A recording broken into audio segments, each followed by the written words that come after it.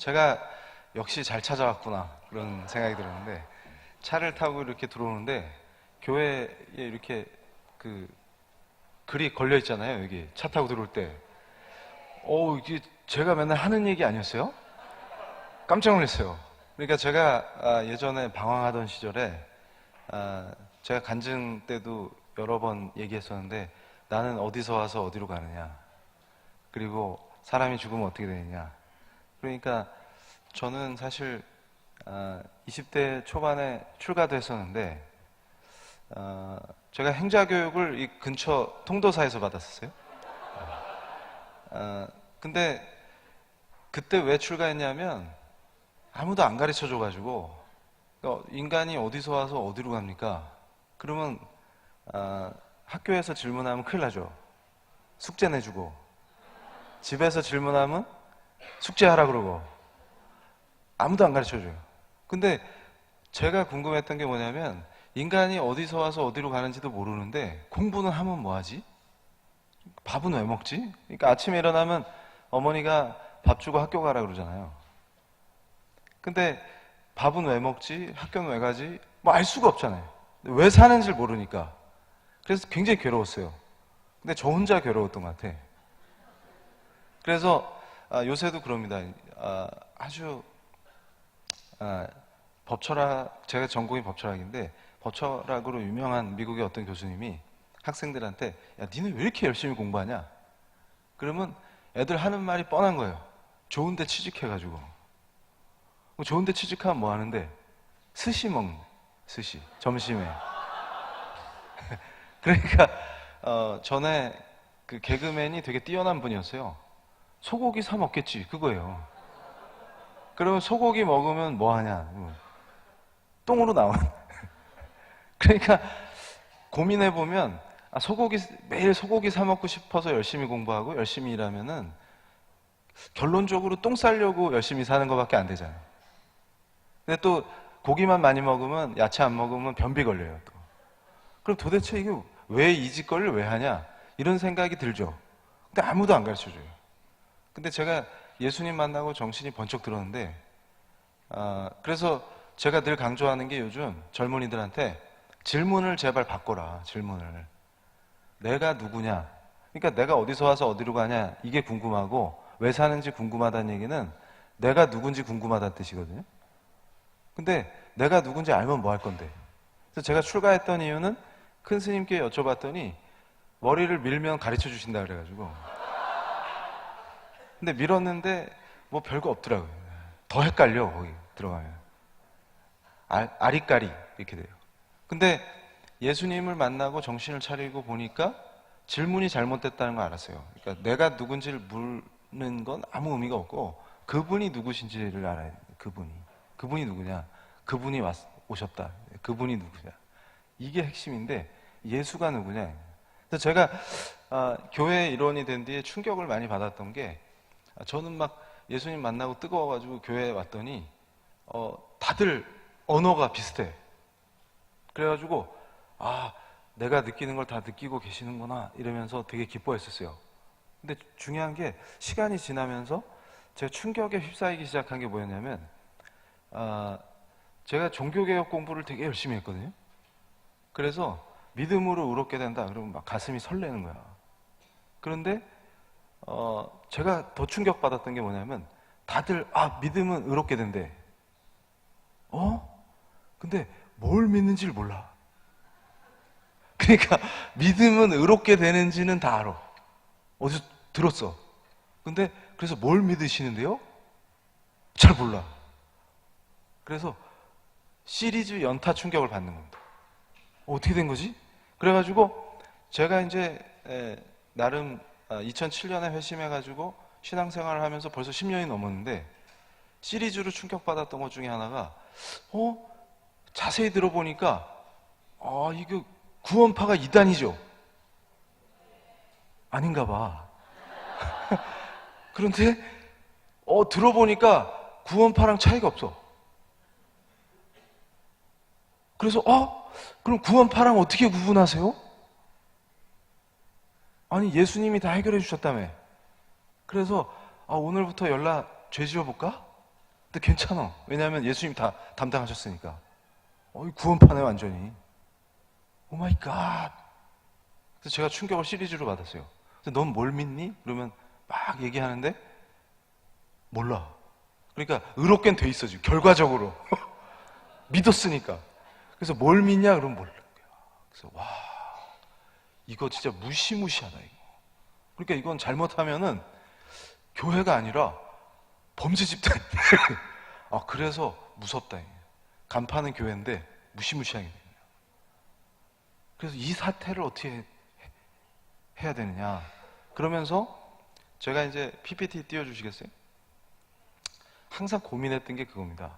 그러니까 도대체 크리스찬이라는 사람은 뭐 하는 사람이고 어떻게 살아야 되지? 뭘 해야 되지?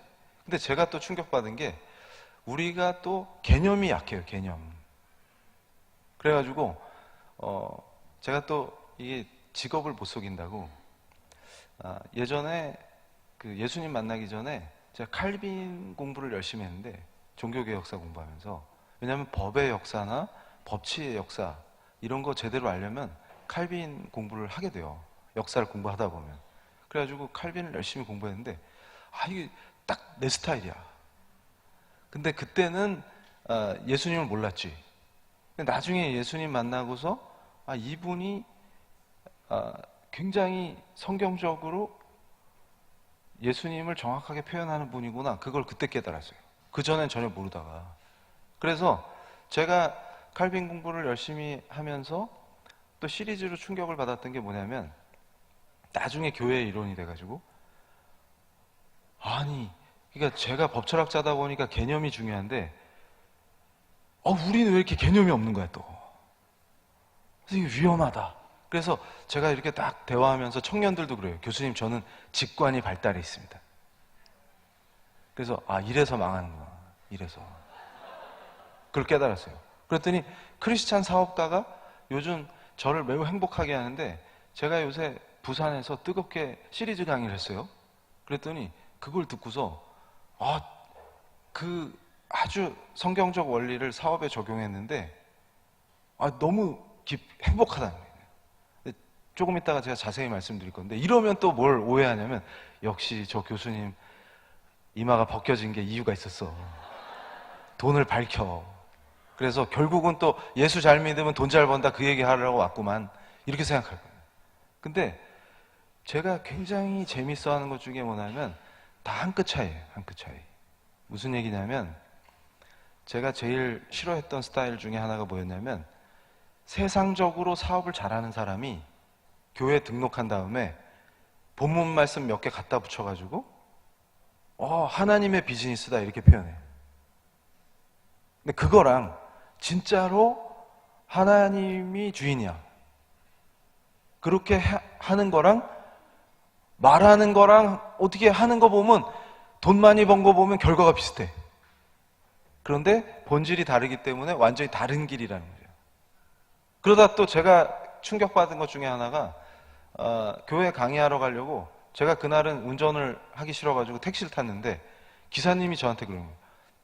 오늘 교회 가는 날 아닌데? 이러시는 거예요. 그래서 제가 기사님 교회 다니세요? 그랬더니 그 자동차 이 위에 운전대 위에 성경책이 작은 게 올려져 있더라고요. 믿는 분이시구나. 그래서 제가 기뻐가지고 교회 다니세요? 어느 교회 다니세요? 그랬더니 부산 아니니까 여쭤봤어요. 그랬더니 안 나가. 그래서 왜요? 그랬더니 뭐 별거 없어가지고 짜증나서 안 나가 이러시는 거예요. 그래서 이상하다. 그러더니 저한테 그래서 댁은 교회 왜 가는데 오늘 목요일이라 교회 가는 날 아닌데 그래서 제가 지금 강의하러 가는데요. 그랬더니 그때부터 이제 이분의 설교가 시작된 거예요. 저한테. 교회 가서 강의를 하려면 뭘 제대로 알고 해야 돼 이러면서 막 설교가 시작되는데 갑자기 저한테 그런 거예요. 요즘 유튜브로 은혜를 받고 있다고. 그래서 내 얘기인가 보다. 그래가지고 보셨어요? 그랬더니 당신 말고 전지 그런 말도 할 수 없지. 왜냐하면 이분은 저를 모르시니까 요즘 자기가 엄청 은혜 받고 있다. 뭐가요? 그랬더니 거기 어떤 목사님 나오시는데 무소유를 실천하고 있다. 그래가지고 무소유. 그래가지고 그랬더니 이제 제 아내가 옆에 타고 있었는데 여기도 같이 왔어요. 주부들은 궁금한 거야. 목사님이 무소유 하시면 살림을 어떻게 하지? 이러면서. 그럼 사모님은요? 그랬더니 그러니까 이혼했지. 그래가지고 그 무소유 목사님의 그 유튜브 방송 때문에 너무 은혜를 받고 계신다는 거예요. 그래가지고 내가 이 뭐지? 그러다가 이분 얘기를 쭉 듣다가 깜짝 놀랐어요. 법정 스님파야. 무소유. 이게 뭔 짓이냐 이게. 그러니까 깜짝 놀랐어요. 이게 신앙이 뭔지도 모르고 크리스찬이라는 게 뭔지를 모르니까 정체불명. 그러니까 제가 또 나름 뭐 전문가였냐면 정치와 법 속에서 유교적 그 냄새와 유교 전통의 흐름과 요걸 잡아내는 게 또 제 특기예요. 그래가지고 저기 영국에서 출판된 책을 미국 교수랑 같이 책 써가지고 여기 반응이 좋네 여기. 그랬는데 그러니까 유교적 냄새가 나면 딱 잡는다. 이거 유교다 이렇게. 근데 제가 또 충격받았던 게 간판은 교회인데 장로교인데 여기 유교야. 그러니까 제가 깜짝 놀랐어요. 그러니까 조직을 구성하고 신앙생활 하는 방식은 다 유교인데 간판은 장로교고 어려운 일이 닥치면 무속이야. 그래서 오 마이 갓 이것도 뭐야. 그러다 또 제가 출가도 해봤잖아요. 불교적인 것도 냄새를 잘 맡잖아요. 헤어스타일로 정해지는 게 아닙니다. 절대로. 헤어스타일로 정해지는 게 아니에요. 그래서 내가 내 헤어를 보고 속단하지 마라. 항상 이렇게 얘기해요.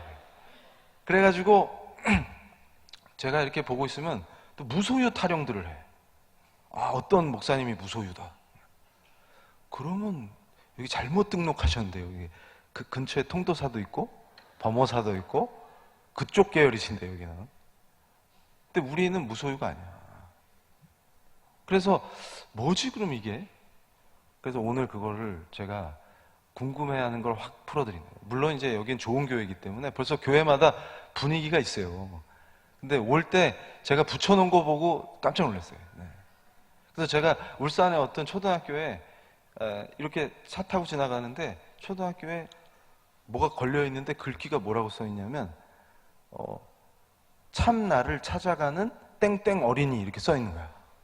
그래서 나도 못 찾은 참나를 어린이들이 어떻게 찾지? 그래서 여기 가면 다 헤매겠다. 이거. 큰일 났다. 이거. 큰일 났다. 교장 선생님 찾으셨을까? 그래가지고 근데 여기는 특별했어요. 제가 딱 들어오는데 벌써 기쁨이 확 밀려와. 여기 좋은 교회다. 감이 확 오는 거예요. 그래가지고 잘 찾아온 것 같아요. 그랬더니 역시 리액션이 좋아. 아주 훌륭합니다. 그래서 다음 페이지. 그래서 제가 공부를 하다가 정신을 번쩍 차린 게 뭐였냐면 제가 이 현대 철학을 연구하다가 얘네들이 하는 얘기가 다 비슷해요. 그러니까 요즘 유행하는 저 철학자 유명하다, 저 사람 유명하다, 저 사람 거 읽어보자 이런 거 하는 사람들의 특징이 있어요. 뭐냐면 우린 다 죽었다. 인간에겐 희망이 없다 그 얘기예요. 그리고 저한테 영향을 많이 줬던 철학자가 있었는데 하이데거라고. 이 양반은 파면 팔수록 너무나 우리가 살고 있는 이 실존적인 문제를 정확하게 잘 설명해줘요. 그게 무슨 얘기냐면 불안하다, 불안하다.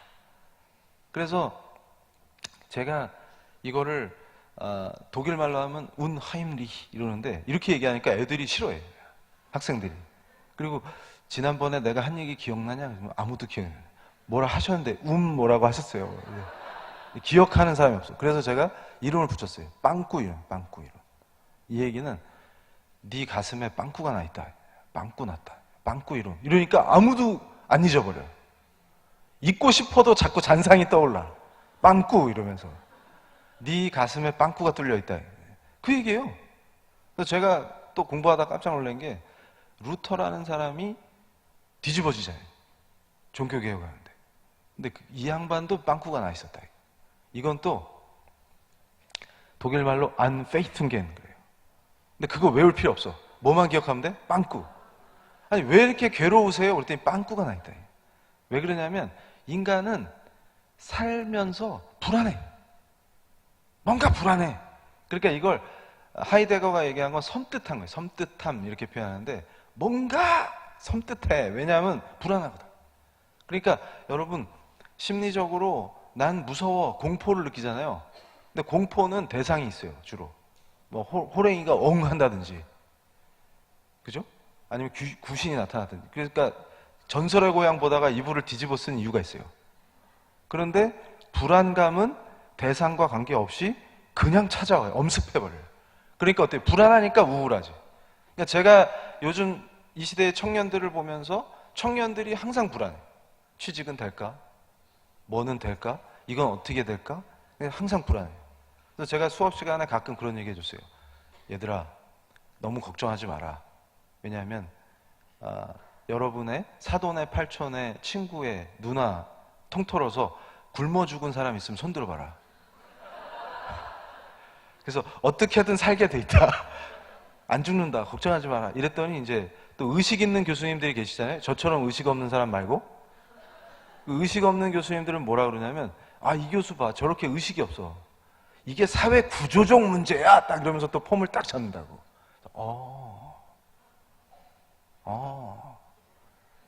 좌파 책 좀 읽으셨군. 시스템이야. 그러면 제가 그러죠. 내가 그걸 몰라서 얘기하겠냐? 시스템 같은 소리 하고 있네. 그래서 제가 요즘 유행시킨 말이 있어요. 닥쳐라. 그래서 그럴 때는 그럽니다. 닥쳐라. 왜냐하면 이 빵꾸는 시스템으로 메울 수 있는 게 아니에요. 빵꾸는. 왜냐하면 인간이 다 불안하거든요. 뭔가 불안해. 이게 우울증을 만들고 뭔가 엄습해. 항상 초조하고. 이유가 없어. 이유가. 정신을 빡 차리고 보니까 이게 성경의 단어. 창세기 3장 때에서부터 시작된 역사예요. 하나님께 대적하고 그분 품에서 쫓겨났어요.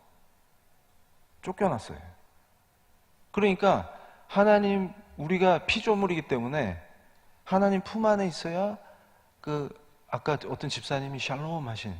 오늘 금요일이니까 샤밧 샬롬. 반응이 안 좋네, 이거. 하지 말아야겠다. 그러니까 샬롬을 해야 돼. 근데 샬롬이 안 돼. 될 수가 없어. 될 수가 없어요. 샬롬이 안 돼. 유태인들한테 가서 물어보세요. 인사 샬롬 하시잖아요. 샬롬 하세요? 진짜로? 샬롬이 안 돼. 왜 안 되지? 그랬더니 원인이 어디냐면 하나님이 우리를 만들어주시고 우리가 피조물이기 때문에 창조주 품에 있어야 돼요. 그러니까 제가 깜짝 놀란 게 뭐냐면 그 본질적인 자유, 본질적인 기쁨, 본질적인 평화, 해방감, 그 기쁨, 이거는 하나님 품을 떠나서는 피조물인 우리가 누릴 수가 없다는 거예요. 근데 성경을 열심히 읽어보시면 아시겠지만 그분 품에 돌아갈 길이 없어. 온리 한 길밖에 없어요. 예수님. 그러니까 무슨 얘기냐면 예수 아니면 답이 없는 거예요. 그러니까 무슨 얘기냐면 예수를 모르고 예수가 누군지 모르고 그 예수를 믿지 못하면 빵꾸가 난 상태로 살아야 돼. 근데 이 빵꾸를 메워주겠다고 나타난 놈들이 있었으니 수도 없이 나온다. 단전호흡을 해보세요. 그 다음에 뭘 해보세요.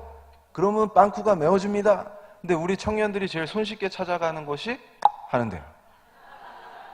그래가지고 일로 들어가면은 또 큰일 나는 게 뭐냐면 카드가 빵꾸나. 그러니까 가슴에 뚫린 빵꾸를 메워보겠다고 술을 퍼마시면 카드가 빵꾸나고. 그래서 이게 시리즈 빵꾸예요. 시리즈 빵꾸. 원래 뚫린 걸 막아보려고 술을 마셨더니 카드가 빵꾸나서. 근데 거기서 더 나가면 뭐가 빵꾸나면 위가 빵꾸나. 큰일 난다. 그러면 이걸로 해결이 안 돼. 그래서 여러분 주변에 술을 죽도록 마셔봤더니 해방감을 느껴요. 이런 사람 본 적 있어요? 없죠? 그래가지고 이 빵꾸를 해결할 분은 예수님밖에 안 계시다. 근데 중요한 건 뭐냐면 예수님이 누군지 안다는 게 뭘까? 그러면 열심히 외웠어. 안 된다. 뭐 해야 되냐면 누가 주인이냐, 이 얘기는 누가 왕이냐, 이 문제들을. 그러니까 예수님이 왕이 안 되시면 자동으로 뭔가의 종노릇을 하게 돼 있어요. 근데 사람들이 그걸 모르는 거지. 그러니까 예수님이 왕 된다는 거는 이제 종노릇을 더 이상 할 필요가 없다는 뜻이에요. 그러니까 완전히 해방시켜 주신 거지. 그러니까 죄의 종노릇 하는 거를 완전히 해방시켜 주신 거예요. 근데 이게 가능하려면 주인이 바뀌어야 되는 거예요. 왕이 바뀌어야 되는 거예요. 그런데 교회는 등록은 했는데, 그래서 제가 보니까 뭐냐면 특별히 제가 막스와 사회주의 이론을 싫어하는 이유가 있어요. 뭐냐면 얘네들이 가르치는 거의 핵심이 뭐냐면 네가 왕 되세요. 그러니까 제가 어려운 얘기를 길게 하면 힘들잖아요. 제가 왜 머리카락이 없는지 아시겠죠?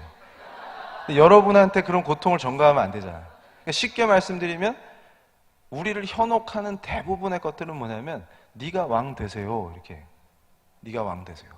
그래서 원래 세례 요한처럼 마르크스를 예비한 자가 퍼이어바흐라는 사람이 있어요. 제가 그 얘기를 했더니 어떤 기독교계 신문사라고 주장하는 사람이 퍼이어바흐 편을 들어서 저를 공격하더라고요. 그래서 니네들 예수 안 믿는구나. 그래서 들통이 났어요. 실체가. 그러니까 무슨 얘기냐면 퍼이어바흐가 한 얘기가 뭡니까? 네가 왕 되세요. 그 얘기예요. 한마디로 줄이면. 길게 어렵게 설명할 필요가 없어요. 당신이 왕하세요. 그러니까 그분이 쓰신 책이 기독교의 본질이라는 책인데 기독교는 가장 악랄한 종교다. 왜냐하면 지들이 필요해서 신을 만들어 놓고 그 신에게 가서 종노릇하는 아주 악한 종교다. 그래서 인간의 자유를 말살시키는 종교다. 그렇죠? 실제로. 그래가지고 그러면 어떻게 합니까? 그랬더니 그걸 박차고, 그러니까 이 왕좌를 하나님께 드리면 안 되고 네가 그 왕좌를 탈환해서 네가 그 자리에 앉으면 그게 곧 해방이요, 네가 소외된 그 고통에서 벗어날 수 있다. 이렇게 설명하는 거예요. 그래가지고 제가 이걸 막 열강을 했더니 권사님들이 그 책을 사보셨어요. 그랬더니 놀라운 치유의 역사가 일어나요. 불면증이 치료되고. 그래서 저한테 교수님 한 챕터가 지나기 전에 깊이 잠들었습니다. 요즘 제가 잠을 잘 못 자는데, 그랬더니 이 교수가 불면증 치료해준다 이래가지고 또 어떤 분이 교수님은 기복에 매달리고 은사의 활동을 하십니까? 이러면서 또 누가 나를 공격하더라고요. 저는 그런 거 한 적이 없어요. 그리고 책 사보라고 권한 적도 없어요. 왜냐하면 골치 아프니까 제 강의만 잘 들으시면 됩니다 이랬거든. 근데 역시 우리는 성실하기 때문에 궁금해서 사봤어. 그랬더니 1장이 채 넘어가기 전에 깊은 수면에 빠져요. 그래서 여기도 혹시 불면증으로 고생하시는 분들 있으면 확실히 치유가 될 수 있습니다. 그런데 중요한 건 뭐냐면 불면증 치유보다도 뭐가 중요하냐면 이 얘기가 어디서 많이 듣던 얘기들 아니에요.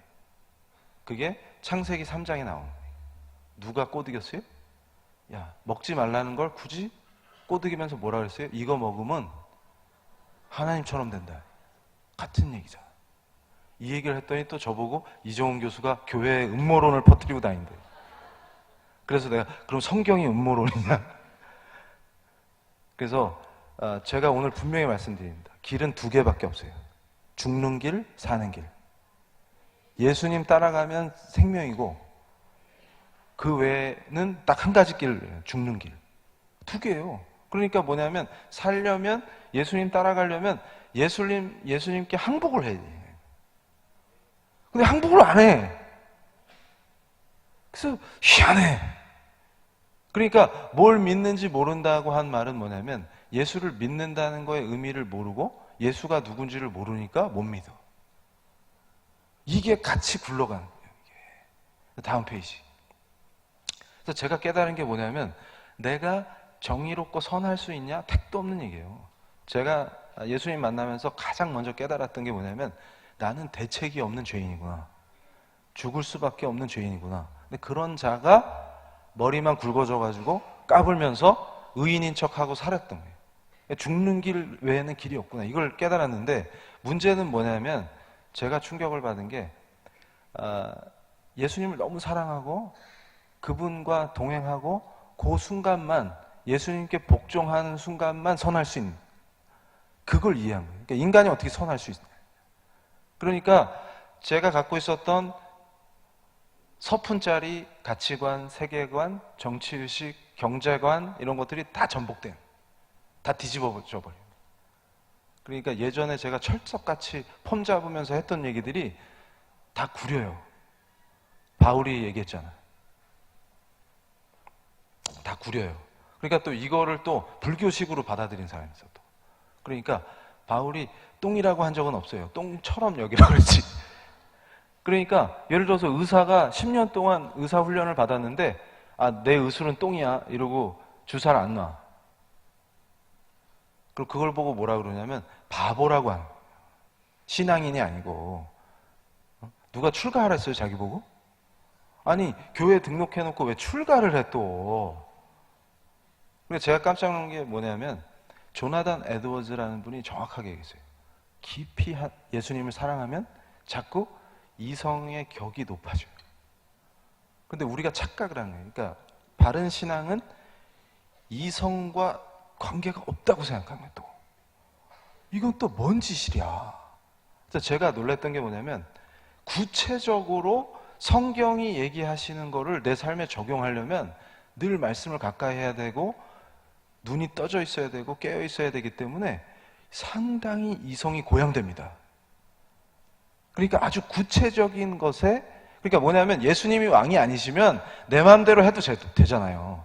근데 왕이시고 그분을 너무 사랑하기 때문에 그분을 따르고 싶고 그분이 말씀하시는 거에 순종하고 싶으니까. 그래서 제 강의를 들었던 그 사업가, 그분이 젊은 사업가가 저한테 딱 그러는 거예요. 교수님, 개념화시키고 이성을 최대치로 끌어올린 다음에 그 이성이 말씀에 복종하게 되는 그 구조를 이해해서 너무나 행복합니다. 이렇게. 그러니까 내가 이성이 고양되면 내가 신이 되고 내가 하나님이 돼서 까불면서 다른 사람 심판하고 돌아다니는 헛짓거리 하는 게 아니고 거꾸로 나의 고양된 이성이 강력하게 말씀에 복종하게 되는. 예수님을 사랑하니까 이거였구나. 그게 이해가 안 되니까 이상한 짓 하면서 무당짓거리 하면서 저는 직관이 발달해서요. 그럼 제가 또 뭐라 그러겠어요? 닥쳐라 해. 뭐 직관이 또 발달을 해 또. 그러니까 그 젊은 사업가가 뛰어나요. 아주 훌륭한 분인데 저한테 딱 그러는 거예요. 제가 과거에는 뭣도 모르고 사업적 직관이 발달돼 있다고 말했었습니다. 이렇게. 근데 지금 직관에 의존하시는 분들이 있으면 안 돼요. 직관 같은 소리 하고 있네. 저는 원래 직관이 발달했는데요. 그게 뭐냐면 직관이 발달한 게 아니라 상태가 안 좋은 겁니다. 그러니까 주로 상태가 안 좋을 때 직관이 발달했다고 합니다. 그리고 편견과 오류로 가득 차 있어요. 그겁니다. 그러니까 제가 이 시대의 청년들에게 늘 하는 얘기 중에 핵심이 뭐냐면 왜 예수를 만났다고 하는데 사람이 안 바뀌지? 왜 바뀌질 않지? 이겁니다. 그래서 굉장한 고민을 했어요. 근데 우리가 사실은 어떤 삶 속에서 크리스찬이라면 이 상황에서 어떻게 해야 하느냐, 이런 것들에 대해서 고민하고 적용하고 내 삶이 진짜 예수를 믿는 사람으로 바뀌고 있는 그것을 우리 스스로 느껴야 한다는 거죠. 그래서 제가 놀라운 거를 경험했는데 제가 캠퍼스에서 우리 학생들한테 예수를 전하다가 놀라운 사실을 발견했어요. 예수를 믿겠다고 마음을 연 애들의 특징이 뭐냐면 기존에는 양심의 가책이 없는 파트가 가책을 받기 시작한다는 거예요. 예를 들면 특히 우리 남학생들 이때 나랑 시선 피하면 위험합니다. 주로 이 야동의 세계에 빠져있던 애들, 얘들이 예수님을 모를 때는 죄의식이 없었어요. 왜냐하면 다들 보니까 나도 보니까 괜찮다고 생각하는 거예요. 그러다가 예수님 믿을래요 하고 마음을 열면서 주님께 나아갈 때 이게 찔리는 거예요. 그래서 그때 제가 민감하게 느꼈어요. 예수를 만난다는 거는 양심에 화인 맞은 자가 이게 살아나는 거예요. 이게. 예수님을 사랑하게 되면서 양심이 살아나는 거야. 그러니까 원래 예수 안 믿는 자들에게도 법이 존재할 수 있는 이유가 뭐냐면 하나님께서 은혜로 인간은 특별히 양심을 하나님 형상대로 만들어주셔서 예수를 모르고 하나님 모르는 사람들도 법이 존재할 수 있는 거예요. 그 삶 속에서. 그래서 인간으로서 내가 이 짓은 정말 못하겠다. 이 짓은 해야 되겠다. 꼭 해야 되겠다. 이런 것들을 구별할 수 있는 거예요. 이걸 뭐라고 불러요? 규범이라고 불러요. 규범. 인간에게 규범이 생긴 거예요. 법도 규범 중에 하나. 제일 강력한 규범. 그러니까 이 시대가 우리에게 얘기하는 건 뭐냐면 낙태를 해도 돼를 규범을 파괴하죠. 그게 인권이라고 가르치죠. 이건 뭐냐면 바로 인간이 인간일 수 있는 그 존엄한 경계선을 무너뜨리는 겁니다. 인간이 어떻게 존엄해질 수 있냐면 하나님이 주신 규범 안에 있을 때 존엄할 수 있어요. 이게 원래 인권의 출발이었는데 그 존엄성의 벽을 허물면서 그게 인권이라고 가르쳐요. 그럼 어떻게 됩니까? 인간답지 못한 것으로 추락시키는 거를 인권으로 구성하는 게 요즘 시대의 트렌드입니다. 그럼 이것과 우리는 맞서 싸워야 돼요. 어떻게 싸울 것이냐? 어떻게 싸울 것이냐? 그러니까 제가 좀 전에도 말씀드렸지만 예수가 답이에요. 제가 깜짝 놀랐어요. 우리가 얼만큼 지금 병들어 있고 얼만큼 제정신이 아닌지 여러분 교회가 제대로 빛과 소금의 역할을 못하니까 아까 우리가 마태복음 5장 13절에서 16절 말씀을 읽었을 때처럼 여기는 우리가 어떻게 살아야 되는지가 핵심이라는 거죠. 우리가 세상 속에서 빛과 소금이 돼야 돼요. 그러니까 제가 또 놀랐던 게 뭐냐면 무소유파. 그래서 제가 그걸 불독교라고 부릅니다. 불독교. 출가파. 그래서 제가 바리새파 뭐 이렇게 나누듯이 구분한 게 있어요. 유독교파. 그 다음에 불독교파 이렇게 나눠. 근데 불독교는 또 뭐냐면 여기는 출가를 주장해. 그러니까 예를 들어서 법정 스님이 계율을 안 어기고 청정하게 살려면 어디로 들어가야 돼요? 산골짜기 깊숙이 들어가서 아무도 안 만나면 죄 안 지을 수 있어요. 독야청청하면. 그러면 우리가 그렇게 살면 돼요? 그걸 가르쳐 교회에서. 오 마이 갓. 그러면 주머니에 한 푼도 없는데 풀 뜯어먹고 이러면은 죄 안 질 거 아니에요. 그게 수행자지 그게. 그래서 그건 내가 전문이다 그건. 그걸 왜 교회에서 가르치고 앉아있냐. 깜짝 놀랐대. 그래서 산으로 기어 들어가라. 근데 우리는 보세요. 제가 지난 여름방학 때 우리 유럽의 디아스포라 교회들을 돌면서 유학생 주재원들을 정신 차리게 하고 다녔는데 힘들었어요. 근데 그때 이분들이 팍팍팍 터져나왔던 게 뭐냐면 그거예요. 우리가 그때 주제가 뭐였냐면 기독교의 세속화예요. 사람들이 착각하는 거예요. 기독교가 세속화된다. 그러면 이걸 바로잡아 보자 이러면 무슨 짓거리를 하냐면 불독파가 돼. 그래서 다 출가하면 되죠. 헤어스타일 저처럼 바꿔요? 또 누가 내일 밀고 올라. 우리는 안 밀어도 돼요. 그리고 우리는 오히려 세상 밖으로 나가면 세속화예요. 산에 짱 박히면 세속화야. 수도원 만들어가지고 그 안에 기어 들어가면 세속화예요. 우리는 뭐예요? 세상 속에서 빛과 소금이어야 돼요. 세상과 분리되는 게 아니고 출가하는 게 아니고 그리고 아무도 안 만나는 게 아니고 세상 속에 있지만 세상에 물들지 않는 빛과 소금이 되는 거예요. 그럼 어떻게 해야 돼? 어떻게? 그럼 또 어떤 불독교, 유독교 말고 또 뭐가 있을까요? 이번엔 또 막스파가 있어. 얘들은 또 막스교야. 간파는 교회인데. 헐. 그래가지고 우리 청년 하나가 저한테 그랬어요. 교수님, 지금 한국 교회가 엄청 썩었어요. 그래서 제가 그랬어요. 네가 썩었다. 아, 교수님은 또 저러신다. 아니, 교수님은 기득권 옹호 교수잖아요. 제가 기득권 옹호 교수죠. 그래서 머리가 또 벗겨졌다. 설이 있어요. 그러니까 이게 신기한 게 뭐냐면 그래서 그래 썩었는데 그럼 어떻게 할까? 그랬더니 그 학생이 그러는 거예요. 교수님, 제가 안 하던 공부를 열심히 해봤더니 초기 교회가 열나 훌륭했답니다. 그래서 어떤 점이 훌륭하더냐 그랬더니 네 건 내 거가 없어요. 이렇게 훌륭한 교회가 없습니다. 그래가지고 이게 사회주의 아니겠습니까? 근데 역시 기독교는 사회주의랑 통해요. 이거 강의하고 다니는 자들이 많습니다, 한국에. 그래서 제가 한때 사회주의도 깊이 연구한 관계로 헐, 제발 갖다 붙이지 마라. 그럼 막스교를 해, 그냥 막스교를. 예수가 왜 필요하냐면. 그런데 이 친구의 충격이 언제 시작되냐면 저의 반격에서 시작됩니다. 뭐냐면 너 지갑에 얼마 있냐? 5만 원 있는데요. 나를 다오. 그러니까 얘가 깜짝 놀란 거예요. 아니 교수가 학생한테 삥을 뜯다니.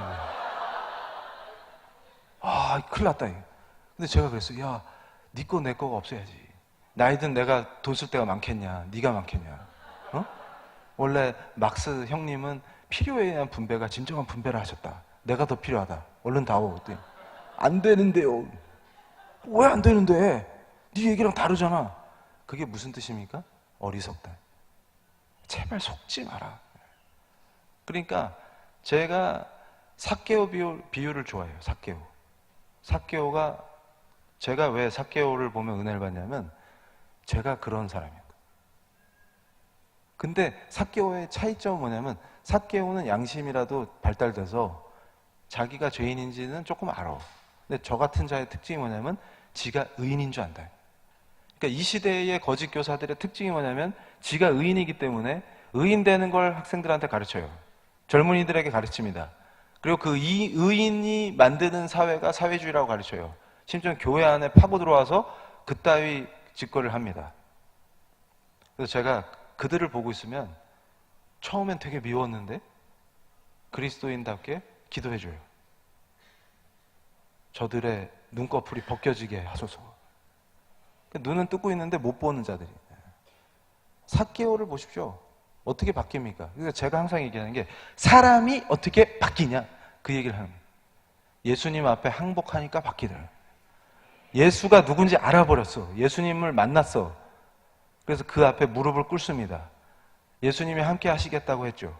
내가 잘나서 예수님을 함께 할 수 있는 게 아니고 예수님이 나와 함께 해주시겠다고 하는, 그러니까 제가 깊이 그 은혜를 느낄 때 모든 것이 은혜였구나.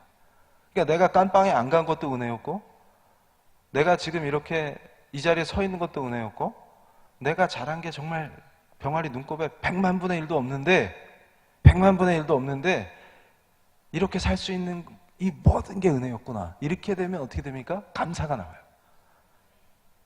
예수님의 은혜가 복받치고, 그러니까 예수님 사랑하게 됩니다. 사랑하지 않을 수 없게 돼요. 그분이 누군지 더 깊이 알고 싶고, 그러니까 그분한테 항복하고 싶습니다. 왜냐하면 덤비고 개겨봤자 주어지는 건 죄 짓고 죽는 것밖에 없어요. 근데 그걸 모르니까 삭개오가 어떻게 했어요? 예수님 만나고 주님이 너와 함께 해주시겠다고 할 때 잘못한 거를 뉘우치고 자기가 잘못한 사람한테 가서 몇 배로 갚았어요? 그렇죠. 그거는 율법이 정한 거를 기준을 초월하는 겁니다. 그러니까 이때 우리가 화끈한 깨달음을 얻어야 돼요. 무슨 얘기냐면 예수가 답이다. 그래서 제가 청년들한테 얘기합니다. 너희들이 세상을 바꾸고 싶냐? 사회주의 혁명 나부랭이 하면 바뀔 것 같냐? 안 바뀐다. 오직 예수밖에 답이 없어요. 그러면 삭개오가 바뀌니까 어떻게 합니까? 법을 초월하는 도덕성이 나와요. 그건 삭개오한테서 나온 게 아니라 예수님 앞에 항복한 자가 누리는 엄청난 기쁨과 행복과 자유 안에서의 자발적 행동입니다. 교회 공동체가 진정한 주님 안에서 형제자매 같으면 정말 네 거 내 거가 없어져요. 근데 그걸 제도로 강요하거나 법으로 강요하면 총칼이 등장해야만 합니다. 그렇기 때문에 인류사에서 의인들이 혁명을 하겠다고 까불면 달라지는 건 없고 더 나빠지고 세상은 시체만 산으로 쌓이는 겁니다. 그걸 모르는 것들이 까부는 거예요. 죽을지도 모르고 죽음의 길로 지만 죽으면 되는데 또 수많은 청년들을 꼬드겨서 죽음의 길로 끌고 들어가는 것입니다. 아픈 사람, 약자들, 예수님은 약자를 위해서 오셨다. 그래서 예수님은 혁명가다. 그럼 또 제가 뭐라고 하겠어요? 닥쳐라. 어떻게 그 크신 분을 감히 혁명가라는 이름으로 정의하냐? 닥쳐라예요. 그런 것들이 설치고 다닌다. 왜 그런 것들이 설치고 다닐까? 우리가 빛과 소금의 역할을 잘 못해서. 그런데 이거 어떡하냐, 이게 어떡하냐. 그래서 우리 청년들 잘 들으세요. 제가 이 사역 초기부터 세월호 얘기하면 한국에서 큰일 나, 잘못하면. 벌떼같이 일어나기 때문에. 근데 저는 세월호 얘기하길 좋아합니다. 왜냐하면 겁을 상실해서. 어차피 내 목숨은 하나님께 달려있기 때문에 별로 쫄질 않습니다. 제가 얘기하는 거예요. 학교 수업 시간에도 강조해요. 여러분, 세월호 이후에 대한민국에 뭐가 바뀌었죠? 요즘은 해상 안전이 굉장히 시스템이 잘 갖춰졌죠, 이제. 맞아요? 그래서 이제 안심하고 우리 학생들 배 태워서 수학여행 보내도 되죠? 침몰하면 100% 구조될 자신 있죠? 왜? 그럼 그 난리 쳐서 뭐가 바뀌었는데? 네? 정권이 바뀌었네. 그거 유가족 선동해가지고 활동하던 변호사가 국회의원 된 거, 그 다음에 정권 바뀐 거, 이런 거밖에 없어요. 뭐가 바뀌었어요? 그랬는데 한 성숙해 보이는 고딩이 제 주장을 논파했습니다. 바뀌었습니다, 이러면서. 그러니까 제가 여름 수련회에서 10대인지 몰랐어요. 대학생들만 있는 줄 알았는데 애들이 상태가 좋아가지고, 발육 상태가 좋아가지고 다 대학생인 줄 알았는데 그 중에 고등학생도 있었대요. 갑자기 앞에서 손을 딱 든 거예요. 교수님, 바뀌었습니다. 뭐가 바뀌었냐 했더니 애들을 나눠서 보냅니다. 그러니까 한 번에 보내면 안 돼. 그러니까 그래서 제가 이건 또 뭐지? 이래가지고 애들이 죽더라도 분산시킨다, 위험을. 와, 그래서 대단하다. 근데 제가 불행하게도 그 사건이 터지기 전에 일본 대학에서 방문 교수를 하고 있었어요. 그때 우리 한국 대학원생 중에 국비 유학생이 있었어요. 공무원들이 꽤 많았어요. 그 대학이 원래 공무원들이 유학을 많이 오는 대학이었는데 해경 간부가 한 분 계셨어요. 그래서 제가 선생이지만 사석에서는 형 그랬어요. 왜냐하면 저보다 나이가 많으셔갖고. 근데 대화를 하다가 일본한테 배우고 싶은 거, 일본 뭘 정하고 싶냐 그러면 안전, 재난 대응 시스템, 바다에서 배가 침몰되거나 이럴 때 굉장히 신속하게 체계적으로 구조하죠. 그래서 그때 그런 얘기를 많이 나눴습니다. 한국이 어떻게 하면 일본이 하고 있는 해상 안전이나 재난 구조 이런 것들을 빨리 도입할 수 있을까? 법도 만들고 시스템도 개선하고 충분히 할 수 있습니다, 노력하면. 그런 얘기를 나누다가 제가 영국으로 갔어요. 근데 제가 영국에 있을 때 세월호 사건이 터졌어요. 굉장히 가슴이 아팠는데 귀국하고서 난리가 난 거예요. 지금까지도 난리야. 근데 뭐가 바뀌었죠? 그랬더니 고등학생이 증언에 따르면 나눠서 보내는 것만 바뀌었어요. 그러면 우리가 누구냐 도대체? 저는 그래서 그때 확신을 했습니다. 뭐냐면 진짜 예수쟁이가 한 명만 있으면 직장을 잃을 각오로, 예를 들어서 과적에 사인하세요. 그럼 난 예수쟁이라 못합니다. 이게 가능해야 돼. 이게 가능해야 돼. 그러니까 항상 뭐예요? 죄 때문에 문제인 거예요. 죄 때문에. 그래서 사개오를 잡아다가 공개 처형을 합시다. 그러면 그 사회가 밝아질까요? 정의로워질까요? 다음은 네 차례가 됩니다. 이제 원리가 이해가 되세요? 사개오를 죽입시다 하고 사개오의 죄명이 몇 개 있을까요? 일일이 나열하고 기소해서 성난 군중이 죽창을 들고 죽입시다 해서 사개오를 처단하죠? 그럼 다음이 당신 차례예요. 그래서 의인들이 일으킨 혁명이 항상 시체가 산으로 쌓이는 이유가 뭔지 아십니까? 바뀌는 건 없는데 더 나빠지죠, 오히려. 이유가 뭔지 아세요? 다 죄인이거든. 죄인을 죽여볼까요? 인류를 멸종시켜야 돼요.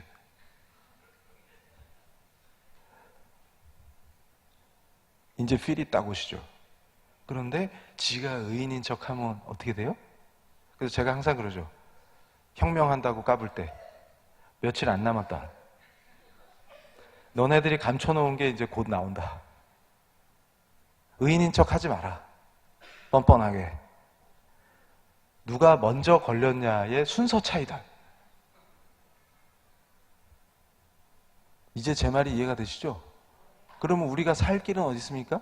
누가 의인인지 찾아다녀. 그래서 제가 그럽니다. 어떤 사람이 성경책을 손에 들고 저한테 물어요. 선거 때. 교수님, 누가 의인입니까? 말씀 좀 읽어라. 아, 제발. 여기 다 나온다, 여기. 다 나온다, 여기. 응? 없다, 한 명도. 그러니까 그런 어리석은 짓을 반복하면 다 죽습니다. 그럼 어떻게 해야 되는데요? 교수님은 답이 있어요? 없으면 여기 안 왔다. 답이 어디 있다고요? 예수님이 답이다. 다음 페이지. 그래서 제가 정신을 차렸어요. 뭐냐면 전 영역, 정치, 경제, 사회, 문화, 예술, 그 영역에서 그리스도가 왕 되셔야 된다. 그러니까 내가 왜 사는지 알았다. 뭐냐면 나를 부르신 그곳에서 내가 주의 도구가 돼. 그러니까 그 그리스도가 왕이라는 그 절대 주권이 내가 도구가 돼서 나를 통해서 선포된다. 이게 되면 내가 빛과 소금 역할을 할 수가 있게 됩니다. 자동으로. 그게 이해가 된 거예요. 그러니까 예를 들어서 내 직업이 대학 교수다. 그럼 내 강단과 내 연구는 주인이 내가 아니고 그리스도신 거예요. 그래서 제가 되게 존경하는 어떤 분이 그런 얘기 했어요. 한 뼘도 없다. 뭐가? 그분이 주권자가 아니신 영역은 이 세계에 한 뼘도 없다. 그래서 제가 깜짝 놀랐어요. 무슨 프리메이슨이 어쩌고 뭐 일루미나티가 어쩌고 유튜브에서 맨날 그런 거나 보고 있는 사람들이 어떻게 크리스찬입니까? 아니 프리메이슨이 저한테 그러는 거예요. 교수님, 프리메이슨이 얼마나 무섭다고요? 그래서 그러면 프리메이슨이 예수님보다 높네? 그건 아니죠. 당신 예수 믿는데 왜 쫄아? 프리메이슨한테. 그러면 프리메이슨의 절대 주권이네. 그 정도로 우리가 어리석다. 왕이 누구예요? 예수님이지. 그분은 전능하시다. 절대 주권자시다. 그러면 뭐예요? 쫄 필요가 있어요, 없어요? 아니 프리메이슨 따위가 음모를 부리고 까불어봤자 한 방에 가는 거 아닙니까? 그걸 뭘 겁내고 뭘 맨날 그걸 전파하고 누가 일루미나티래요. 기가 막혀가지고 이 강의하면 또 그러지. 이정훈 교수 일루미나티로 밝혀줘. 일루미나티 옹호 강연 뭐 이래가지고 제발 그런 거 하지 말자. 그러면 어떻게 합니까? 어떻게 도대체? 그랬더니 영역별로. 그러니까 내가 사업을 하면 내 가게 그 영업장이 거기서 주님의 주권이 선포돼요. 나를 통해서. 여기는 내가 주인이 아니에요. 그 멋진 삶이 있더라고요. 그 안에서 엄청난 행복이 있다. 자유가 있고. 그럼 학생이면 어떻게 있어요? 학생대로. 내가 서 있는 그 자리에서 내 삶이 그분의 주권이, 그분이 다스리시는, 그분이 통치하는, 나는 그분 앞에 항복한, 너무 행복한. 그래서 제가 막, 저는 주님의 종입니다. 이랬더니 어떤 또 잘난 분이, 교수님은 배울 만큼 배운 사람이 왜 종노릇을 하세요? 그래서 제가 그랬어요. 이 종은요, 특별해갖고요. 이 구속 당하면 당할수록 너무 행복한 종이 있습니다. 그랬더니 나를 탁 쳐다보면서 변태구만. 그래가지고 근데 저를 놀리는 그런 똑똑한 분들은, 자칭 똑똑한 분들은 자유가 없더라고요. 여러분 보세요. 미국 드라마 보세요. 젊은이들이 멋있다고 하는 애들 보세요. 주인공들 대낮에 운전하면서 위스키 마시는 게 그냥 나오죠. 절망 속에서 꼭 이혼해 있고 애는 뭐 어떻게 되고 그러면서 담배 피면서 형사들이 꼭 이렇게 딱 있다가 위스키 한잔 하고 운전하고 막 그러잖아요. 근데 그게 또 멋있어 보여요. 나도 해야지. 근데 그 삶이 얼마나 고통스럽고 자유가 없고 고통스럽겠어요. 근데 그런 분들이 예수 믿으세요 그러면 뭐라 그러냐면 종로로 타기 싫다. 근데 신기하게도 그분들은 엄청난 종입니다. 일단 알코올을 못 끊잖아요. 알코올의 종이, 도박의 종이, 음란의 종이지. 종이잖아요. 맞잖아요. 예수님이 주인 안 되면 이 종로를 끊을 수 없습니다. 그래서 그렇구나. 다음 페이지. 그래서 이걸 보셔야 돼요. 저 그림을 제가 좋아해요.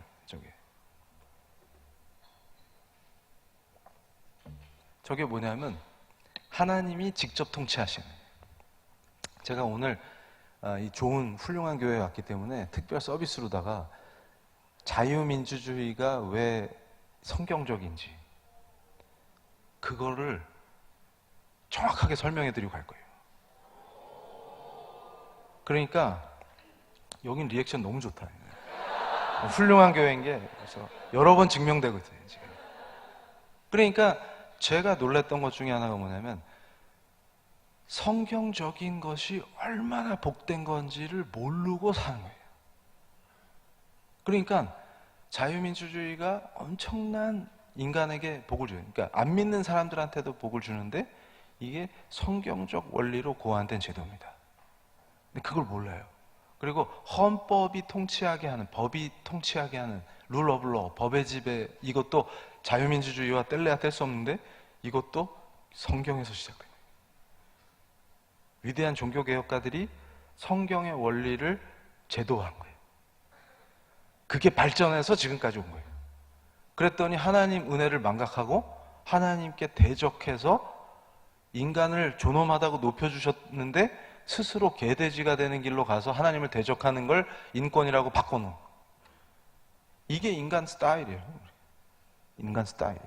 그러니까 저 그림은 아브라함 카이퍼의 영역주권을 그려놓은 거예요. 하나님이 직접 통치하셔요. 그러니까 자유민주주의의 출발이 어디냐면 인간 왕이 필요 없고 하나님이 도구된 우리를 통해서 직접 통치하는 모델을 현실에서 실현시켜 놓은 거예요. 그러니까 복될 수밖에 없어요. 복될 수밖에 없어요. 그러니까 하나님 앞에서요, 항상. 하나님 앞에서. 그분이 왕이시니까. 이거예요. 그거를 현실에서 실현하는 거예요. 다음 페이지. 그래서 이걸 보셔야 돼요, 이걸. 재밌는 거. 그러니까 구체적으로 크리스찬답게 사는 게 뭐가 있느냐? 무소유냐? 아니다. 그럼 자본주의는 도대체 뭐냐? 이것도 더러운 자본주의 이렇게 얘기하는데 부패하지 않은 건강한 자본주의 원리도 신앙인들의 삶 속에서 나온 거예요. 그걸 또 몰라. 다음 페이지. 제가 이제 구체적으로 설명을 드릴게요. 그래서 오늘은 시간이 제한되어 있기 때문에 이 분야별로 자세한 걸 알고 싶으면 저기 들어오면 돼. www.pli.kr 저기 가면 제가 시리즈 강의를 해놨어요. 저걸 보시면 분야별로 정확하게 알 수 있어요. 정치 문제, 자본주의, 비즈니스 이런 거를 성경적인 가치를 실현하는 하나님의 비즈니스를 어떻게 하나요? 그런 게 나온다. 다음 페이지. 그래서 제가 모델들을 소개해드려요. 그러니까 제가 이 연구하면서 또 이 예수님을 사랑하면서 말씀을 읽을 때마다 감격하는 게 뭐냐면 이거는 제가 예전에 기독교를 공격하고 싶어가지고 말씀 읽을 때마다 부작용으로 은혜를 받았다. 그러니까 제가 이 말씀이 중요하다고 생각하는 게 뭐냐면 예수님을 정확하게 알려면 이걸 봐야 돼. 예수가 누구신지. 그러니까 이게 다 예수님 얘기, 전부. 그러니까 예수가 킹이에요, 킹. 그러니까 그걸, 근데 이게 신기한 게 뭐냐면 성경적인 원리가 인간에게 가장 복되다는 거예요. 그러니까 그거를 어떻게 해보냐, 이게 굉장히 중요한 건데 대부분 이걸 놓치는 거예요. 그래서 저 지금 왼쪽에 빵 만드는 분 있잖아요. 저분이 막 웃고 있는데 사실은 저분이 웃을 사람이 아니에요, 원래는. 왜냐하면 뭐만 하면 망하는 사람이에요. 그래서 빵을 만드셨는데 7번을 다 말아먹었어요. 그러고서 이제 완전히 좌절해가지고 흑흑흑 이제 저는 희망이 없습니다 이러고 있는데, 그래도 반겨주는 건 고향 교회밖에 없어. 객지 가서 다 말아먹으면. 돌아오니까 목사님이 따뜻하게 맞이해서 맛있는 거 사먹이면서 격려해주고 이러다가 그 공동체 한 분이 대학 구내 카페가 있잖아요. 요즘 거기 구석대기에다가 칸을 하나 만들어주고 너는 여기서 빵을 구워라. 그냥.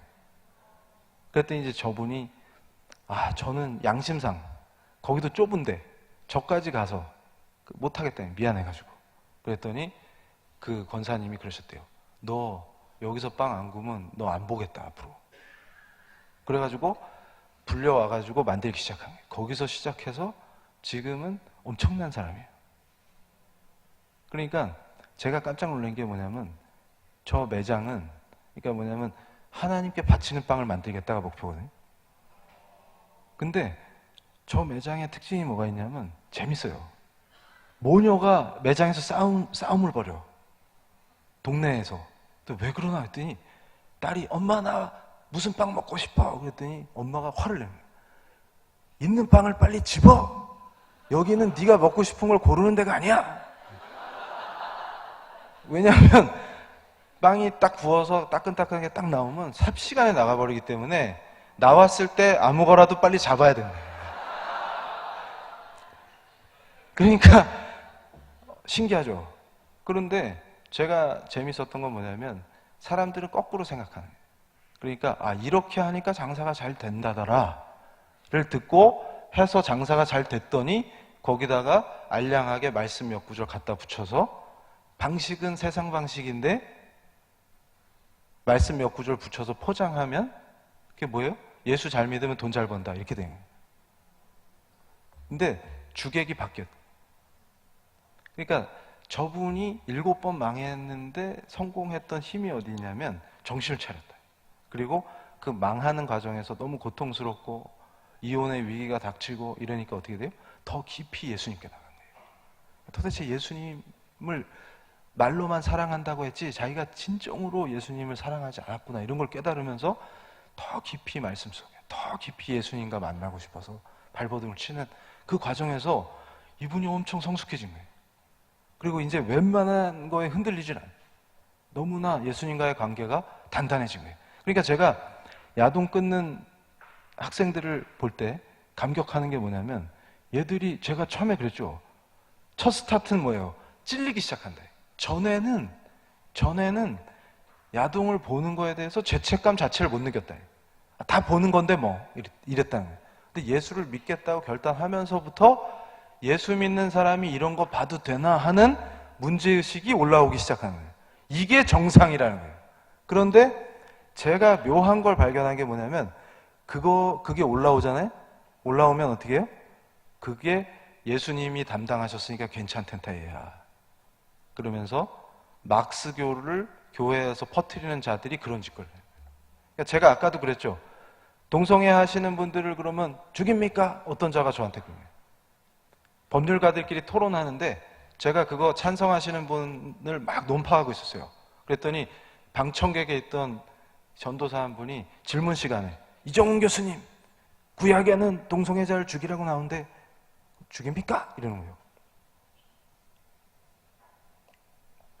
그래서 제가 또 뭐라고 했겠어요?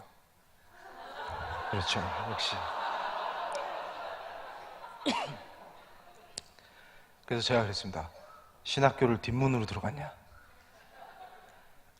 정신 차려, 정신 차려, 정신 차려. 십계명을 비롯해서 칼빈이 다 얘기를 하셨다. 하나님의 도덕법은 주님 다시 올 때까지 유효하다. 근데 뭐가 바뀌어요? 그래서 제가 그랬어요. 너네 교회에서는 요즘도 고기를 막 굽지? 비둘기를 가르지? 양을 잡지? 이 바보 같은 자야. 뭐가 바뀐 거예요? 의식법과 재판법이 바뀐 거예요. 그러니까 그게 죄냐 아니냐는 우리가 정할 수 있는 문제가 아닙니다. 그게 도덕법이에요. 자연법이고. 하나님이 죄라고 하신 건 다 죄예요. 근데 그걸 사형에 처할 것이냐, 어떻게 할 것이냐는 하나님 주권이고, 죄는 맞는데 그 죄인을 어떻게 처리하느냐의 문제가 또 예수님을 섬기는 방식이 바뀐 거지 본질이 바뀐 적이 없다 그 말이에요. 그러니까 이 얘기를 제가 왜 하냐면 사랑하는 거에 대해서도 우리가 성경적이지 못하다. 예수의 사랑을 팔아먹으면서 성경적이지 않은 거예요. 깜짝 놀랐다.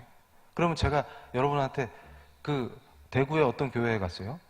근데 나를 왜 불렀나 그랬더니 요즘 어떤 분을 불러가지고 청년들을 데리고 3일 동안 세미나를 했대. 뭔 세미나를 했더니 동성애는 죄가 아니다 세미나를 했대. 성경적으로 괜찮다. 보기 나름이다. 그래가지고 거기 어떤 교수님 한 분이 발끈하셔갖고 이정훈 교수를 데려와라 이랬대요. 저는 모르고 갔어요. 청년이 많다 그래서. 헐, 근데 분위기가 흉흉해 교회가. 여기 교회는 너무 은혜롭잖아요 지금. 근데 거기에는 딱 들어갔는데 분위기가 흉흉해. 이게 뭐지? 그리고 놀래서 올라왔어요. 근데 저도 모르게 뭘 비유를 들어줬냐면 사랑한다는 거를 착각하지 말아요. 제가 그 비유를 들었어요. 이해하기 쉽게.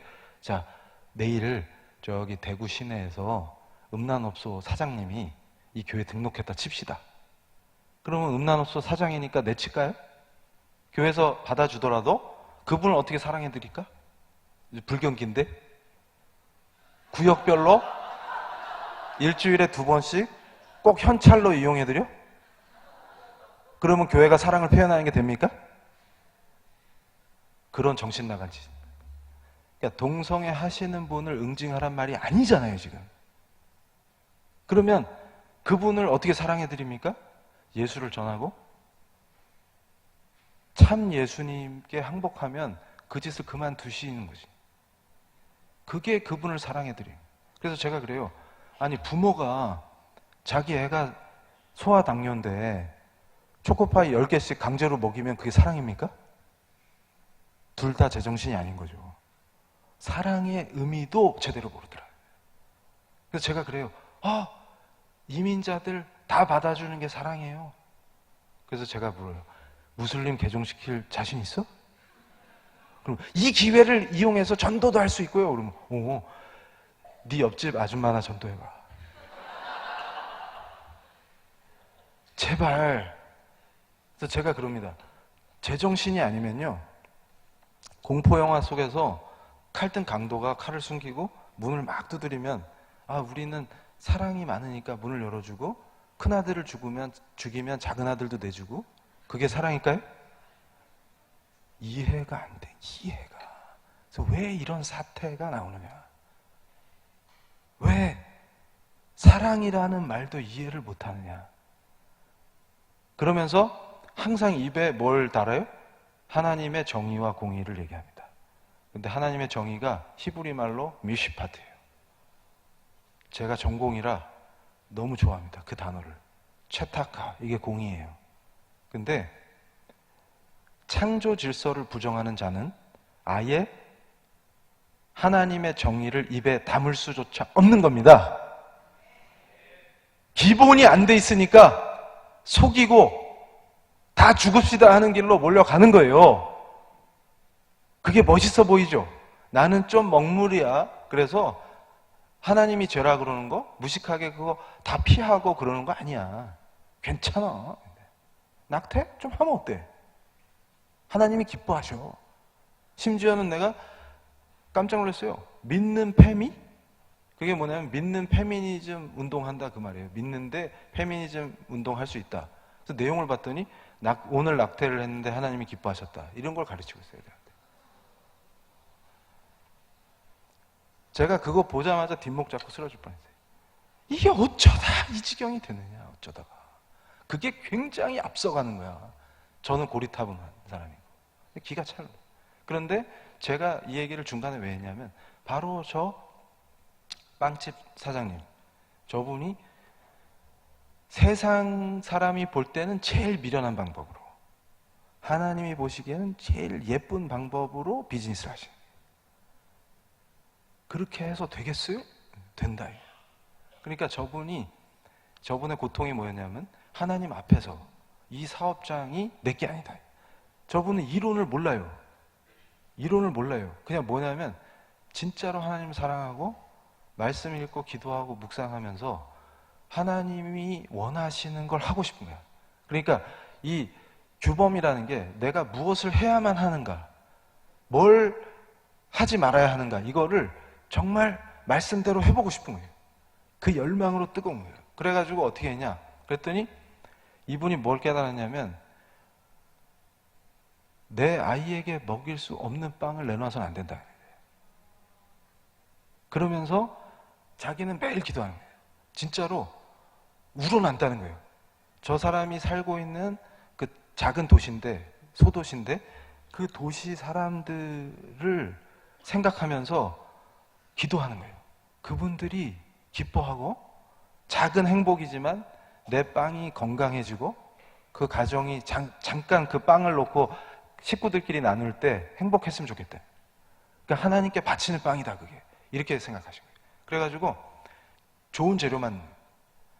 근데 제가 꼭 설명할 때 죄송한 게, 좋은 재료만 넣으면 꼭 맛이 없어요. 그래서 한번 제가 어디서 저 비유를 들다가, 그래서 엄마가 해주는 게 맛이 없습니다 이랬다가 권사님들이 삐지셔가지고, 내가 해주는 게 맛이 없단 말이야 이러면서, 그 말이 아니고, 그러니까 주로 몸에 좋은 것만 넣어서 갈면 못 마셔요. 아니 그러니까 몸에 나쁜 게 들어갈수록 맛있다고, 희한하게. 그런데 저분이 이제 그걸 극복하는, 그러니까 뭐냐면 좋은 것만 넣는데 맛있어야 돼. 그래가지고 엄청난 기도와 연구, 이런 게, 제가 그래서 당신이 위근호다. 종교개혁 당시에 그렇게 박해를 받으면서 선진국을 여는 위대한 신앙인들이 있어요. 말씀대로 살겠다고 결단한 사람들. 최고의 지식인, 최고의 엔지니어. 당신 위근호다 그랬더니 처음 들었다. 교수님 그게 뭔데요? 그래서 얘기해 줬더니 너무 프라이드, 자신. 그러더니 엄청난 사업을 하고 있어요. 그런데 지금도 가끔 전해 들리는 소리가 뭐냐면, 이제 엄청나게 커졌다면 사업장이, 그래서 교만해지고 또 초심을 잃어버릴까봐 굉장히 조심합니다. 그래서 철저해요. 그런데 재밌었던 게, 변비로 고생하던 알바 여학생이 빵 먹고 변비가 뚫렸답니다. 그래가지고 저건 실제 들은 증언이에요. 그러니까 너무 행복한. 그래서 그 도시의 젊은이들에게 또 엄청난 일자리를 또 제공해주고 있어요. 이게 복의 순환, 저는 그렇게 해요. 복의 순환. 그런데 이분의 또 마인드가 뭐냐면, 돈이 잘 벌리는데 돈의 노예가 안 돼요. 왜냐하면 그대로 이게 거짓이 없어요. 저분은 제가 느껴요, 그 진심이. 그러니까 다 하나님 거라고 생각하는 거예요. 끝내준다. 그러니까 사업이 잘 안 될 수가 없어요. 근데 저 가운데 있는 분이 젊은 사업가인데, 저분이 젊은데 프랜차이즈를 성공시켜갖고 영웅으로 등극한 적이 있었어요. 근데 그게 잘못되면서 철저하게 하나님 만나요, 또. 그러면서 자기가 깨닫는 거예요. 그래서 저한테 고백했던 게 너무 멋있어요. 저는 교수님 간증 중에서 제일 좋아하는 대목이, 벌레는 생태계에 기여라도 하지. 그 말이 정말 가슴에 와닿습니다. 그러니까 까불었는데, 그리고 이제 청년들한테 멘토로 강연도 많이 하고 그랬는데, 보니까 자기만 죽는 게 아니라 애들까지 다 죽이게 생겼다. 그걸 깨달은 거예요. 근데 하나님 몰랐다는 거예요, 제대로. 근데 지금 얼마나 멋있는 사업가로 변했냐면요, 끝내줍니다. 그래서 자기가 깨달았대요. 그동안 자기가 청년 시절에 들었던 얘기들, 하나님의 비즈니스 이런 것들이 세상 방법대로 하면서 말씀만 갖다 붙인 거였구나 하는 걸 깨닫는데요. 그래서 지금 차원이 다른 사업을 하고 있다 이렇게 고백해요. 나중에 기회 되면 내가 불러줄게. 직접 들어가요. 끝내준다. 어떻게 그걸 적용하셨어요? 근데 저 끝에 예쁜 부부 있죠? 선하게 입고 있는 저분들 끝내줘요. 찢어지게 가난해갖고 그러다가 지금 뭐냐면 과일의 왕과 왕비. 근데 왕은 예수님이시죠. 자기들이 아니고. 근데 저분들 얘기하면 또 3박 4일 걸리기 때문에 결론은 뭐냐면 정말 깊이 예수님 사랑하는 거예요. 그러니까 제가 아까 야동 끊는 얘기를 왜 했냐면 자꾸 비유로 비슷합니다. 이게. 그러니까 종노릇에서 벗어나고 하나님이 왕 되셔서 자기 삶이 그분 안에서 작동되는 그 구성이 매우 유사한 거예요. 그러니까 무슨 얘기냐면 마약을 어떻게 끊을 수 있느냐. 그러니까 제가 법학 교수이기 때문에 이 한 번 히로뽕에 중독되면 자기 의지로 끊을 수가 없어요. 근데 예수 믿고 끊은 사람을 만났거든요. 제가 어디 강연 가는데 제 대신 운전을 해줬대. 그분하고 가면서 대화를 했는데 그분 말이 답이에요. 뭐냐면 예수님이 주시는 행복이, 그러니까 마약했을 때 뽕 맞을 때보다 더 기쁘다 그 말이에요. 그러면 끊어진다는 거예요. 그래서 저는 처음에 뻥인 줄 알았어요.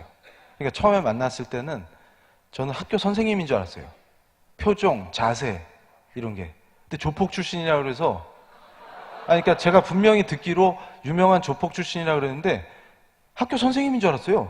눈빛, 태도 이런 게 다 바뀐 겁니다. 교수님 이러는 거예요.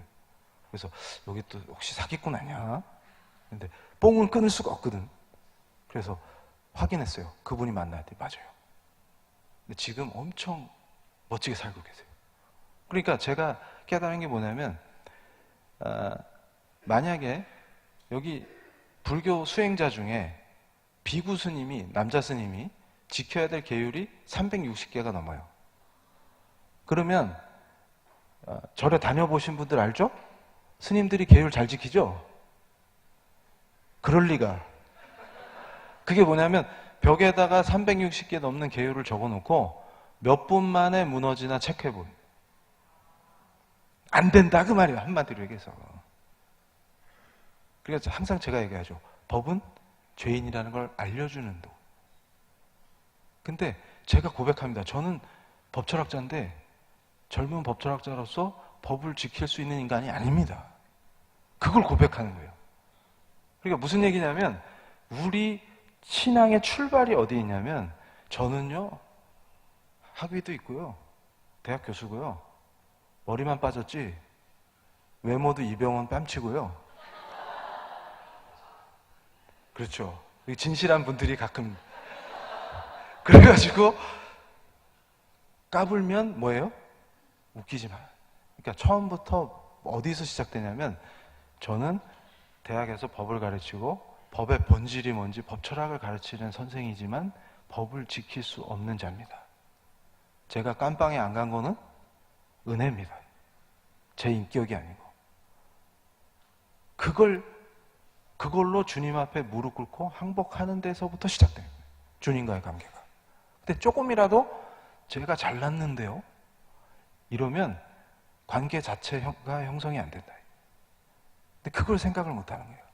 그래서 잘난 것들이, 의로운 것들이 교회에 들어와서 예수를 믿어보겠다고 하니까 유독교가 되고 불독교가 되고 막스교가 되고 그렇게 되는 것입니다. 예수교가 안 되고. 그걸 이해했다는 거예요. 근데 저 세 분의 특징이 뭐냐면 저는 벌레는 생태계에 기여합니다. 근데 저는 오히려 생태계를 해하는 자였지 하나 도움이 안 됐습니다. 제 똥은 비료로도 쓰이지 못했습니다. 그걸 고백하는 거예요. 그런 자를 사랑해 주신 예수님, 그런 자를 위해서 죽으신 나의 주, 이거죠. 그러니까 그게 나의 주, 나의 하나님이 가능해지는 상황이 되는 거예요. 거기서 시작된 거예요. 아, 그런 거였구나.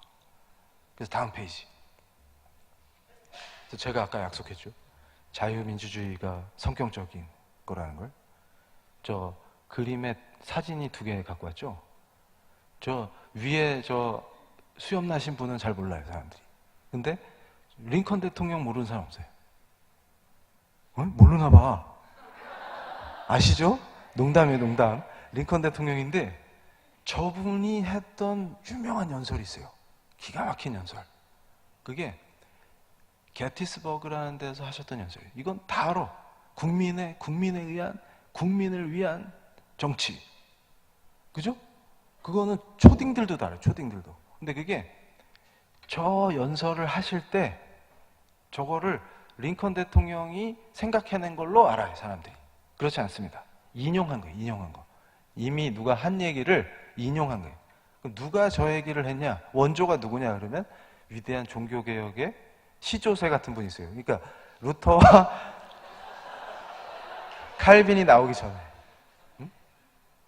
그러니까 루터와 칼빈이 나오기 전에 이미 영국에서 종교개혁이 시작됐다. 그게 누구냐? 존 위클리프라는 분이 있습니다. 제가 너무 사랑해요, 저분을. 근데 저분이 한 업적이 뭐냐면 영어 성경을 만드신 거예요. 그러니까 저 시대에는 모국어로 성경을 못 읽어요. 큰일 나요. 그러니까 루터가 나오기도 전이야, 지금. 한참 전이야. 근데 말씀을 읽지 않으면 안 된다. 말씀 중심의 신앙을 해야 된다. 이러고서 캐톨릭이 막 잡아 죽인 거예요. 이거 만약에 번역하다 걸리면. 근데 위클리프 선생님을 따르는 성도들이 또 뛰어나. 그래서 함께 했어요. 그래서 영어 성경을 만드셨어요. 그래서 모든 사람이 하나님 말씀을 읽을 수 있어야 한다. 영어만 할 줄 알면, 라틴어 못해도 읽을 수 있어야 한다. 이래가지고 영어 성경을 멋지게 다 번역하신 다음에 완성된 영어 성경 그 서문에 완성을 딱 하신 다음에 저 말을 쓴 거예요. This Bible is for the government of the people, by the people, and for the people. 이렇게 쓴 거예요. 이 성경은 통치를 위한 것이다. 그러니까 저 말에 제가 빡 깨졌어요. 머리통이 쫙 갈라졌대요. 말씀은 통치를 위한 겁니다. 그 얘기는 뭐냐면 하나님이 왕이실 수 있도록 하나님의 역사와 그분의 뜻과 그분이 누구신지를 알아야 그분이 왕이 되실 수 있습니다. 그분께 철저히 복종하고 나의 주님, 나의 하나님 고백하고 그 예수 그리스도를 따를 수가 있어요. 그런데 이걸 안 읽으면 통치가 이루어질 수 없다. 그러니까 이건 통치를 위한 거다. 이렇게 하고 사람에 의한 사람을 위한 통치다. 그러면 바보들은 또 그렇게 생각해요. 그래. 바로 저게 민주주의지. 이러면서 사람 중심으로 하라는 얘기 아니에요, 지금. 이렇게 얘기해요, 또. 그래서 제가 그럴 때 또 뭐라고 할까요? 그렇습니다. 저건 그 뜻이 아니에요. 그래서 제가 한국에서 민주주의 타령하는 자들 중에서 또 유교 얘기에 또 교회에서 제가 그 얘기 듣고 깜짝 놀랐어요. 제가 사랑하는 어떤 목사님이 제가 LA 집회 때 저 강의를 하니까 목사님 그러시는 거예요. 아이고 그 맨날 민심은 천심이다 하는 장로가 교수님 강의할 때 왔었어. 그래서 되게 좋아하시더라고요. 기뻐하시고. 그 장로가 꼭 들어야 될 얘기를 교수님이 해줬어. 이러면서. 그래서 제가 뭐라 그랬냐면 민심은 천심이다. 이런 얘기하는 자들은 무식의 극단을 달리는 것이다. 이렇게. 민주주의가 뭔지도 모르는. 그것도 교회에 나와서 민심은 천심입니다, 목사님.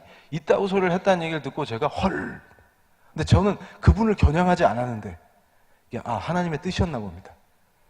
그 자리에서 직격탄으로 민심은 천심입니다 하는 이 바보들을 어떻게 해야 합니까? 그랬거든요.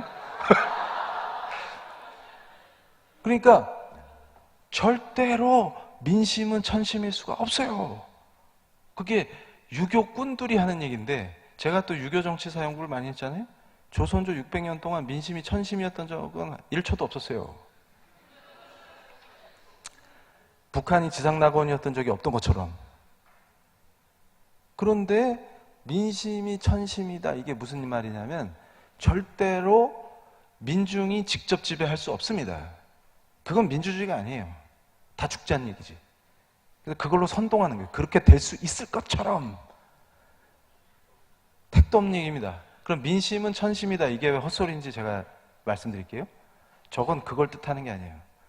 성경을 읽다 보면 뭐가 나오냐면 모세가 늦게 오죠. 하나님 만나고. 그러면 민심이 어떻게 움직여요? 금송아지 만듭시다. 이게 민심이에요.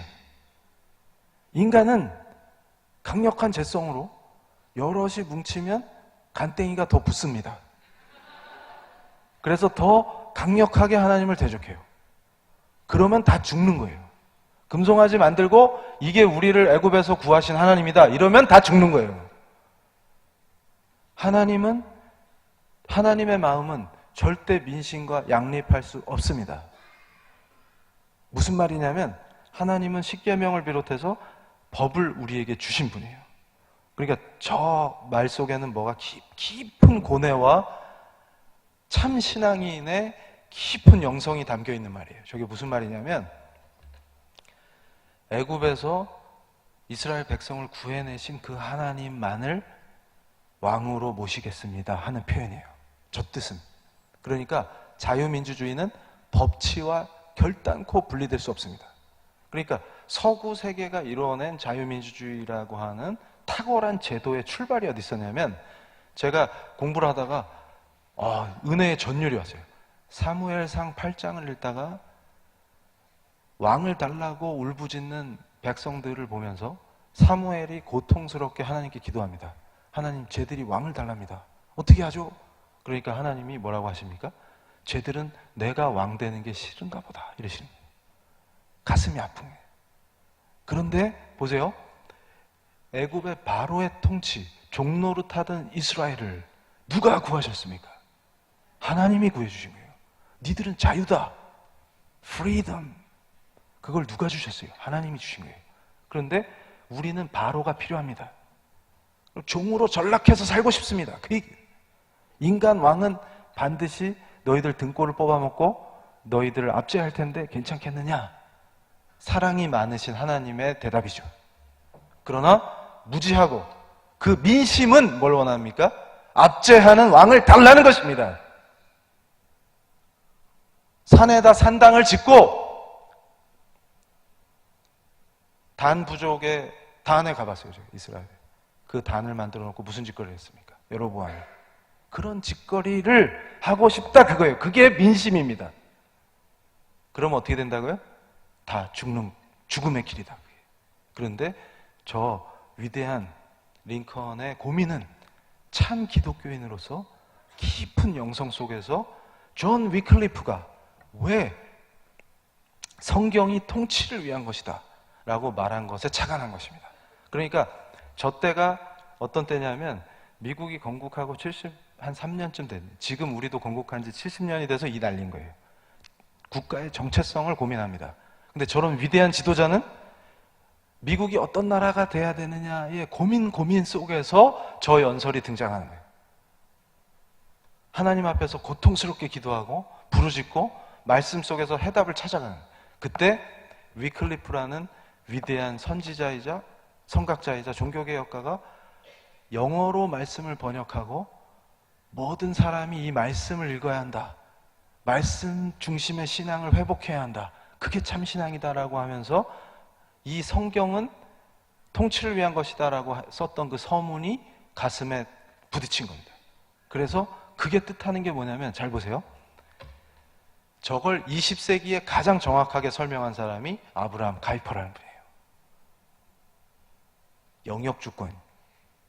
뭔 얘기냐면 하나님의 사람들이 부르신 각 영역에서 하나님의 주권을 선포하는 도구로 사는 거다 그 말이에요. 저게. 그게 정치로 이루어진다는 뜻입니다. 그러면 우리는 압제자로부터 종로로 탈 필요 없고 죄의 종로로 타는 자들이 아니라 자유인으로서 당당하게 오직 하나님만을 바라보며 그분의 주권이 실현되도록 내 삶터에서 열심히 땀 흘려 일하고 위대한 신앙의 그 전통 속에서 아이들을 양육하고 그렇게 사는 정치를 만들어내겠다는 선언이에요. 그러니까 저기서 빠져서는 안 되는 것이 뭐가 있습니까? 바로 법치입니다. 저 위대한 신앙인들은 알아요. 인간은 인간이 중심이 돼서 인간이 직접 다스리면 반드시 부패하고 죽음의 길로 가게 되어 있습니다. 그렇기 때문에 법이 통치하게 하자. 그럼 보세요. 자, 하나님의 사람들이 각 영역에 서요. 하나님의 절대 주권을 자기가 서 있는 곳에서 노예가 아닙니다. 당당한 자유인으로 선포하죠. 그분이 주권자라는 걸. 그렇게 살면 그 통치가 제대로 이루어지고 질서 잡힌 통치가 되려면 전제로 반드시 법이 통치해야 돼요. 그러니까 성경책은 통치를 위한 것이라는 표현 속에는 법치를 의미합니다. 그게 하나님의 통치 방식이에요. 그러니까 무슨 얘기냐면 사람이 여럿 모여서 이걸 법으로 합시다 하면 법이 되는 게 아니라 내추럴 로, 자연법이에요. 하나님이 법을 주신다는 겁니다. 무슨 얘기냐면 하나님이 주신 법을 기초로 인간이 그 기준에 맞게 국회에서 입법을 하겠다는 뜻이에요. 그러면 하나님이 주신 법에 맞게 법을 만들고 내가 아니라 법이 통치하게끔 하면서 우리는 자유를 누리는 거죠. 그 안에서. 이게 뭐예요? 저분들이 고안해낸 위대한 자유민주주의의 시작입니다. 그걸 연설로 표현하신 거예요. 근데 저 초기 모델을 누가 정확하게 제대로 정리했냐면 칼빈입니다. 그래서 미국 헌법이 입법될 때까지 칼빈 뒤에는 베자라는 후계자가 있었고 알투지우스를 거쳐서 미국 헌법이 입법될 때까지 위대한 법의 역사가 있어요. 근데 그 굽이마다 강력한 신앙의 리더, 개혁가들이 있었습니다. 참 신앙을 고민하고 말씀 중심의 신앙이 회복되길 바라면서 제도를 만들어내고 사람들을 이끌었던 위대한 지도자들이 있었던 것이죠.